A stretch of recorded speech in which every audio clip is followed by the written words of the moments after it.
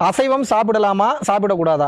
ஆமிசத்தை அந்த செத்த பொணத்தை நீங்க உண்ணும் போது அதனுடைய கர்மா மொத்தத்தையும் நீங்க எடுத்துக்கிறீங்க. ஒரு உயிர் போகும்போது அந்த உயிரோட வலியும் வேதனையும் பிரபஞ்சத்துக்கிட்ட போகும். அந்த பிரபஞ்ச பேராற்றல் கிட்ட போகும்போது அது சாபம் வரும். சாபம் வந்து மனிதனை கெட்ட கர்மாவா தாக்கி அடுத்த ஜென்மத்துல பாடா படுத்தி எடுத்துறான். இறைச்சி அதிகமாக உண்டு வளரக்கூடிய மனிதனுக்கு இந்த சாஃப்ட் நேச்சர்ன்றதே இருக்காது. எப்பயுமே வந்து பாத்தீங்கன்னா ஒரு ரஃப் அண்ட் டஃபாவே இருப்பான்.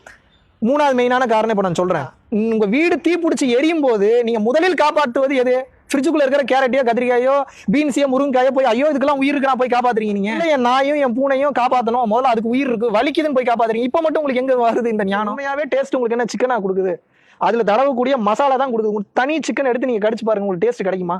தனி சிக்கன் எடுத்து வறுத்து சாப்பிட்டு பாருங்க, அது ஏதாவது டேஸ்ட் இருக்கா? உப்பு மிளகா பொடி அதுக்கு உண்டான மசாலா கிசாலாம் போட்டாதான் ஒரு டேஸ்ட் மாதிரி இருக்கு. அப்போ உங்க மைண்டே உங்களை ஏமாத்துது. இல்லைன்னா அது வெறும் ரப்பருங்க. அது மட்டன் அப்படிதான், சிக்கன் அப்படிதான், மீன் அப்படிதான், அதுக்கும் உயிர் இருக்கு. தயவு கூர்ந்து அதை புரிந்து கொண்டு உண்மையை புரிந்து கொண்டு இனிமேலாவது உண்மையான பாதையில வர ஆரம்பிங்க.